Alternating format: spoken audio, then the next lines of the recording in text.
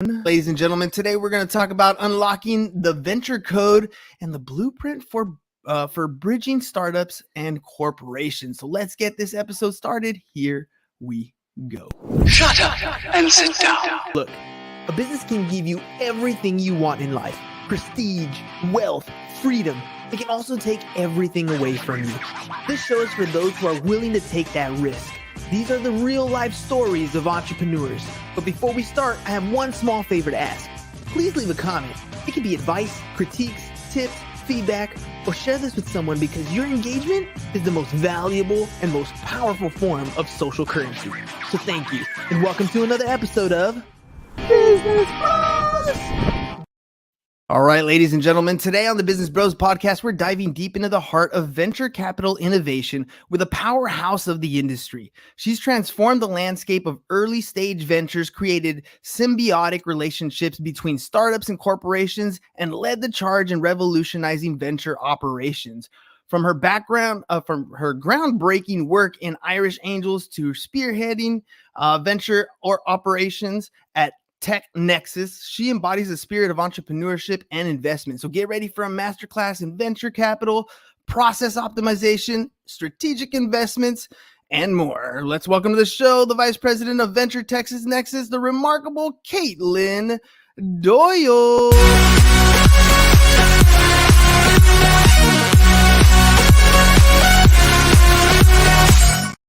All right, Kaitlyn, welcome to the program.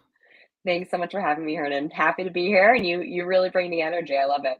Thanks. I'm having a good time doing it, so that's why it keeps going on. Let's get this thing rolling. First question I always ask every guest: you're here to promote something. There's something you got going on, a business operation you obviously run, something you sell. What is that for you? Yeah, absolutely. So my day job is I'm a vice president at TechNexus Venture Collaborative, and what we do is we partner with corporations and help them invest in early stage startups to really the mutual benefit of both parties. So the corporate ideally can get some heads up on technology that's going on in their industry, on something that's disrupting their space. The startup can obviously get some capital from us, some financing, but also hopefully they can get a partnership with the corporation, whether it's a commercial relationship, have them as a customer, get on their path for potential acquisition. So, my ask is always pretty simple. We're always looking for more corporates to work with. So any corporates that are interested in investing in venture capital, would love to talk to you. And then on the flip side, always looking for startups that are looking for capital. If you think you might be a fit for TechNexus, shoot me a note, reach out. Would love to talk and learn more about what you're building. I feel like as you're describing what you're doing in the business sense, I can't help but think like my wife watches Love is Blind on Netflix all the time. She Okay. loves that show. And I feel like that's what you're doing with startups and capital. You're giving the opportunity for some people to come to the table with either with the opportunity to make some money, but also to partner with somebody, because entrepreneurship is a team sport at the end of the day, right? So if you're going at it alone, I mean, good luck to you. We wish you the best of luck, but eventually you need to look up to somebody who's charted the path that's in front of you so that you can kind of go in the same direction. And I'm sure you learned this over time yourself. Tell me a little bit about your background, like from your IrishAngels now to TechNexus. Like how did these experiences shape your approach to venture capital? Yeah, absolutely. I love the love is blind comparison. We are a little bit of a matchmaker. Um, for me personally, so I started at IrishAngels in 2016. That was my first foray into venture capital. I really had no understanding of what the industry was before that. Um, Quite frankly, the TV show comparison that we get more often is Shark Tank, and that was kind of the closest I knew about venture capital was these wealthy individuals investing in companies, trying to help them play along. And when I was at IrishAngels, I was literally employee number two there. So I learned by doing, and in many ways by doing things not so well, right? And having to figure out how to do them better. So when they hired me, I really pitched myself as somebody who could learn fast and do a lot of different things, wear a lot of different hats. So as an early employee, that's exactly what I had to do. We were incredibly small, incredibly scrappy team. So I got exposed to everything. On the deal side, I did sourcing, I did due diligence, I did the investment decision making, I also did post investment support. And then on the fundraising side, I recruited a lot of our members, largely high net worth individuals that wanted to get exposed to venture capital. I did our member engagement, I did customer service, really anything to make sure that our membership continued to grow. Because we were so small, but we were managing, 250 angels, but 50 portfolio companies, documented process was really key. We had to be organized, we had to be efficient. And that was drilled into me time and time again. So I think that's where my passion and drive for venture operations really hit home. Venture capital firms are still businesses in and of themselves. Hmm. And the fact of the matter is that most VCs, they're critiquing and reviewing businesses day in and day out, but they don't run a really smooth business themselves. And so when I joined TechNexus, that was something that had really resonated with me. And I kind of went to our partners and I was like, I can make us much more efficient. I can help us scale faster. And I can make your lives easier in that process. So if you can streamline your operations, improve your processes, you can be much more efficient as an investor. You can see a lot more companies, and knock on wood, you can make better decisions. Your story is a lot like how you're trying to connect these entrepreneurs, these startups with some of these angels, because at the end of the day, you came in and you're like, look, I can handle this stuff. Let me show you what I can do. And through mentorship and opportunity, you literally learned every piece of the business to the point where now you can go to another group here and be like, look, I already know what it takes. This is how we did it. This is how it's done. And now we can move forward. I feel like that's the perfect marriage between a startup and a mentorship. And you literally did it already on your own. That's how you differentiated yourself. How do you think that TechNexus differentiates itself from other venture capitalist groups that are maybe in a way that's maybe like bridging the gap between that startup and that angel? Yeah, I mean, you said it. It's just that. You said it extremely well. We do bridge that gap between corporations and early stage ventures. Corporates do a lot of things really well. They're big for a reason and they've had the longevity that they've had for a reason. They have great products, they have great technology, they have good processes. But startups do a lot of things really well too. And a lot of times they're doing different things well. Startups are typically a lot faster, a lot more innovative, a lot more willing to take risks than corporates are. The stereotype of corporates is that they're a little bit, stuffy, slow, bureaucratic. So the way our model works, we can help those two parties talk to each other and work together well. Um, we partner with these large corporations that want to work with and invest in startups, but a lot of times they come to us and they don't know how. Maybe they've tried to do this in-house in the past and it hasn't worked. Maybe they don't know where to start. Maybe they're intentional about not doing it in-house and they don't want to take time or resources away from their current staff. But for whatever reason, they find us, we partner with them, we help them develop this investment thesis that's relevant to their business, to their industry, their tech, and then we go and execute on it. We find the companies that are relevant, we diligence them, and then finally we make the investments. And that is where I think the true differentiation begins, is post-investment. So we have an entire team in-house that we call our collaboration team. Maddie on my team is amazing. She makes magic happen. And entrepreneurs who have tried working with big corporates in the past know that it's not an easy task, right? Mhm. Corporates and startups are often just talking past each other. So Maddie and her team, they focus on making those partnerships happen. They might be pilots, they might be proof of concepts, co-development partnerships, even something as simple as an advisory relationship. She's on top of it. She makes sure that both sides of the relationship, both the corporate and the startup, are seeing value out of the relationship above and beyond just writing the check. Yeah, and that's huge because, like you said, there's a lot of pushback because a lot of times there are ventures that kind of partner up, and people have partnership um, activities that turn out bad. One partner doesn't like the way it's going, or whatever ends up happening. Um, Drama, right? Like Love Is Blind, drama that just happens within sometimes with ventures that merge like that sometimes. But the fact that you guys are there to kind of coach people through it, I think is one of those things that are helping people achieve that success, right? Like it's that accountability partner at the gym that shows up and makes sure that you shows up every day so that you guys are working towards that same goal. What are some of the key factors that you look for in some of these early stage ventures so that you can find a good match? Yeah, no, it's a great question. For us, because of our thesis and because of where our capital comes from, first, the table stakes is really strategic relevance to our corporate partners. is there a way that this corporation can work with this startup?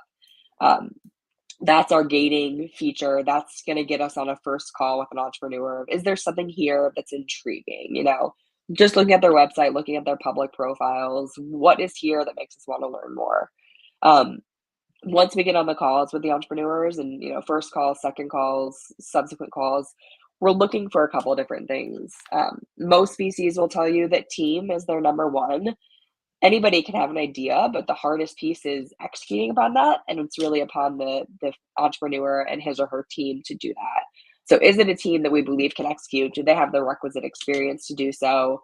Do they have a track record? Have they hired people in the past, etc.? Then we really want to understand the product. What's the problem? What's your solution? What's the value prop here? How are you doing this that's different than others in the market? Your competitive differentiator, as I mentioned, what are other people doing, and why do you think you're going to win above and beyond them? We'll talk about traction, some reason to believe that this product, this company is working or will work.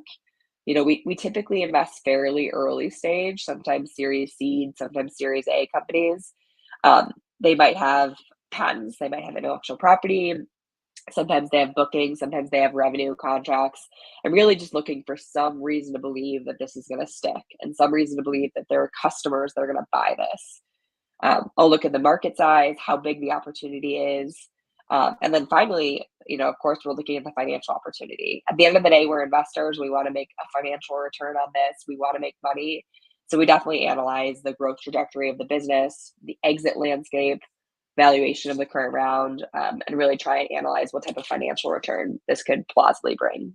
So when you're looking through these different ventures, are you looking for somebody who's already been sort of established? They're still a startup. They're still in the beginning phase. Because in my mind, I'm thinking like solopreneurs, right? They go into this with an idea of what kind of lifestyle they want, but quickly realize that unless you have these processes in place, your standard operating procedures, you have systems that take things and move the customer along that journey. Without things like that in place, they get stuck in kind of a rut. And I feel like you're coming in, and when you're setting them up, you're literally setting them up to have an exit strategy, which is what's going to really attract an angel investor, because they have a way to get their money out eventually at some point in the future. But at the very beginning, you mentioned like when they have a patent. I like watching Shark Tank a lot, and sometimes people come into the tank and they got a great product or a great idea, but no business behind it whatsoever, right? So that's kind of, are you looking for people at that stage all the way up to like established? I've been running for a couple years and I just can't get past the plateau. Like, is there a range between the businesses that you work with? Yeah, there is a little bit of a range. Normally it's more than just the stereotypical entrepreneur in their garage with an idea on a napkin, right? Normally they have a team. It's pretty small, maybe 5 to 10 employees. I think we've invested as early as 2 employees. And normally they have some type of product. It might not be finished, but they have a product that's, in prototype form or initial stages, proof of concept, something that we can see or use or test out and have our corporate partners see, use, and test out, to kind of get a sense of what they have and what they're building. We sometimes invest in hardware as well, and that takes a lot of capital to scale. And so in that case, sometimes they just have a patent and they have something that they're, working on in the lab and trying to build out. So it can definitely vary, based on different technologies and different strategic themes that our corporate partners are looking for. Well, everybody loves a good story, right? So is there anything that you can share with us of a marriage made in heaven when it came to a startup and an angel? Yeah, absolutely. So, one of our portfolio companies is a company called Alert. So we invested in Alert through a partnership with one of our corporate partners that is actually a fire truck manufacturer. So Alert itself is an IoT technology, so Internet of Things technology, and their value proposition is that they can increase the safety of emergency vehicles, by getting different sensors of cars and other vehicles that are on site in the scene, in the route of the emergency vehicle. So our investor, again, was a fire truck manufacturer. This technology has promised to improve the safety of fire trucks, ambulances, anything else that is on scene in an emergency situation. So the investment happened in, I want to say 2017, 2018. It turned into a commercial partnership. So Haas Alert's technology was incorporated into all of our partners' trucks off the manufacturing line. So this is a prime example of value on both sides. For Haas Hmm. Alert, the startup, I mean, they saw a real benefit, one, to their revenue, right? Like, this customer was paying for them to implement their software into all of the trucks off the line, and it was great validation to have support from the industry leader and to have them as a reference customer saying, hey, we bought this product, we use it, we see the benefit. And then for the corporate partner, they were able to advertise increased safety of their vehicles based on the technology. They were able to say that they had cutting edge technology in their vehicles. So it was really a marriage made in heaven, definitely. Dude, those are the best kinds of stories. I mean, at the end of the day, it's a win-win for everybody, and that's ultimately what a successful investment looks like. And people are in it to make a difference, but also to make a huge profit on these things. Yeah. So right now, we're living in some inflationary times. The economy, who knows what's going to happen here in the near future. We also got an aging population, which means there's a lot of businesses that might be up for sale or might not have an exit strategy that might be available. What trends are you currently observing in the VC market, and how is TechNexus like adapting to those types of trends? Yeah, it's definitely an interesting time. And we've been saying that now for 4 years, right? Like, 2020, everybody was kind of on a wait and see with the pandemic of like, how is this going to influence our industry? How is it going to influence investment? What's going to happen? I feel like everybody's been saying wait and see since then. Yeah. 2020, 2021, and even 2022 were kind of bull years for venture capital. There was so much capital out there looking to invest in early stage startups that a ton of companies raised, and a ton of companies raised a lot of money at really, really high valuations. Um, we're definitely seeing a market correction. Hmm. And some people are saying we've reached the bottom. I personally think it still has some space to go, both in terms of valuation and in terms of companies getting funding. It's definitely harder to fundraise for startups. We're seeing that in our portfolio. We're seeing that in companies that we're taking a look at, and they're taking longer to close rounds. And the valuations are starting to come down as well. For our portfolio companies, we're definitely advising them that they need to focus on unit economics. They need to focus on their cash flow. Anything that they can do to make the business survive, they need to focus on that and take their destiny in their own hands. Uh, on the investment side, we're certainly still investing, but we're focusing much more on fundamentals, Mhm. understanding what does this business need to grow, and how can it kind of handle the tough times. You mentioned the exit market too. The exit market has been scary quiet over the last couple years, and that's how most VCs make their money, is by selling these companies and getting a return. So that variable is still to be determined on how that will play out, but it's something that we're watching really closely. And the price that we pay for the companies when we initially invest is really important, because if we're not getting a sale, or we're not getting a sale at the price that we want, that's going to directly influence our return. So we're trying to be much more price conscious in that regard.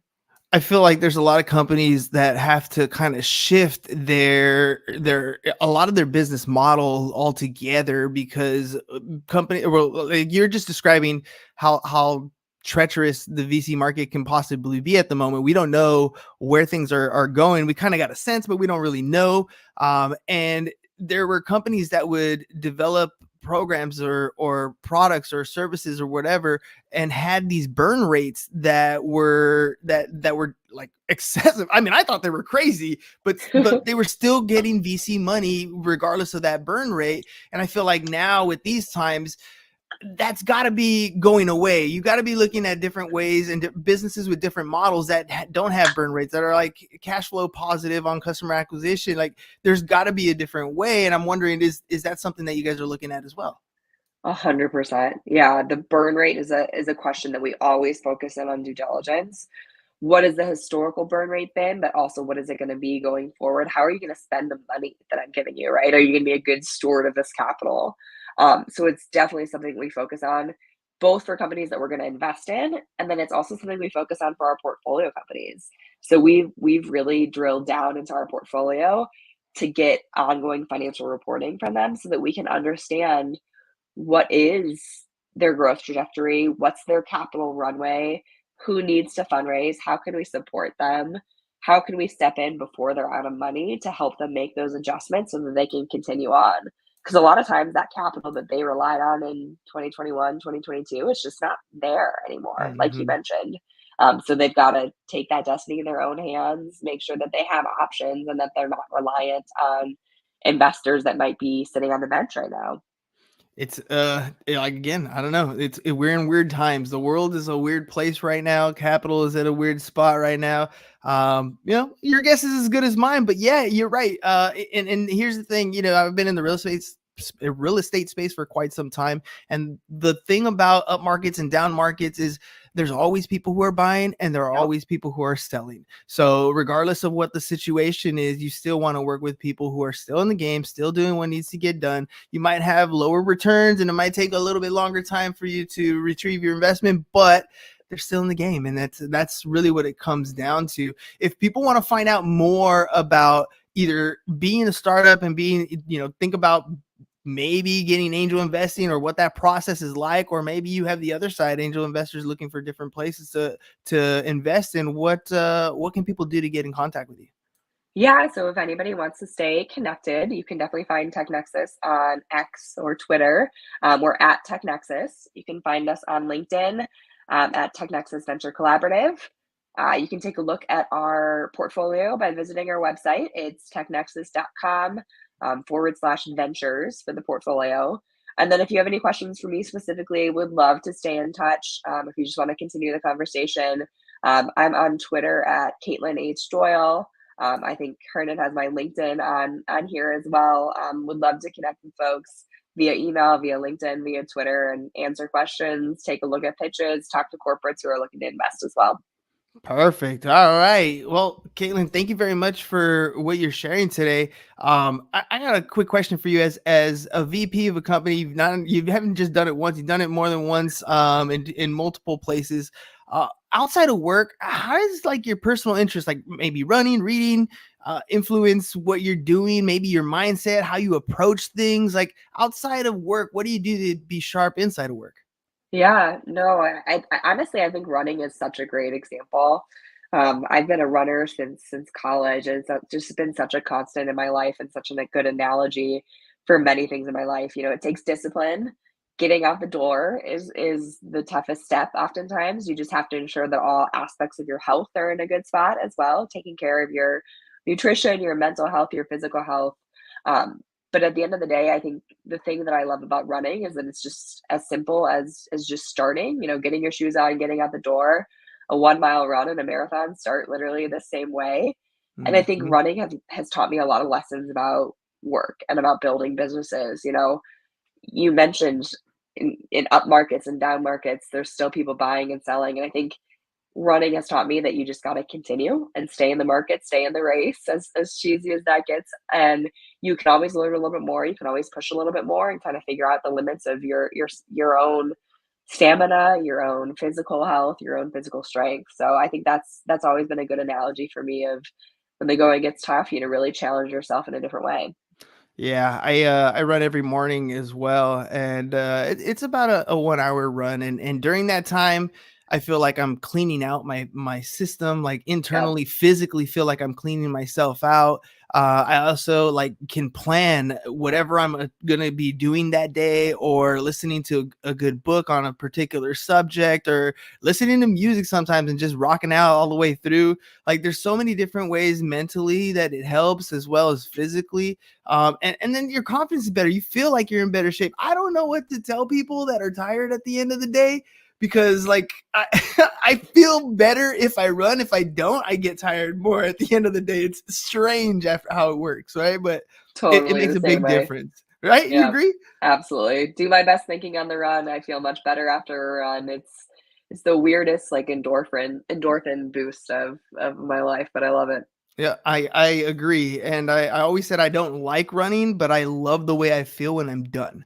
Like Yep. that's it. Like if unless you run consistently, you won't know. You won't know what that's like. But yes, I agree with you. All right, Kaitlyn. Well, thank you very much again for coming on the program, ladies and gentlemen. TechNexus.com, TechNexus.com. That's where you want to go if you're a startup or you're an angel and you're trying to get your money placed in something that is new, up and coming, and you just don't know maybe what to do. These people here at TechNexus are here to help you. They're going to Love is Blind, connect you with somebody that is a startup and fits, like I don't know what, people holding hands, whatever it is on Love is Blind. I don't know how they connect. There's a wall there. But anyways, the point is they're going to hook you up. They're going to get you taken care of. Check out their website, technexus.com. Kaitlyn, thank you very much for being on the program today. Ladies and gentlemen, we'll catch you guys on the next one. Peace, and we're out. It's over. Go home. Is your business in need of marketing? Try starting a podcast, but not just any podcast. Podcast like a pro. We can show you how to take your business from being invisible to becoming a brand people trust. Go to www.businessbros.biz to get started today. Business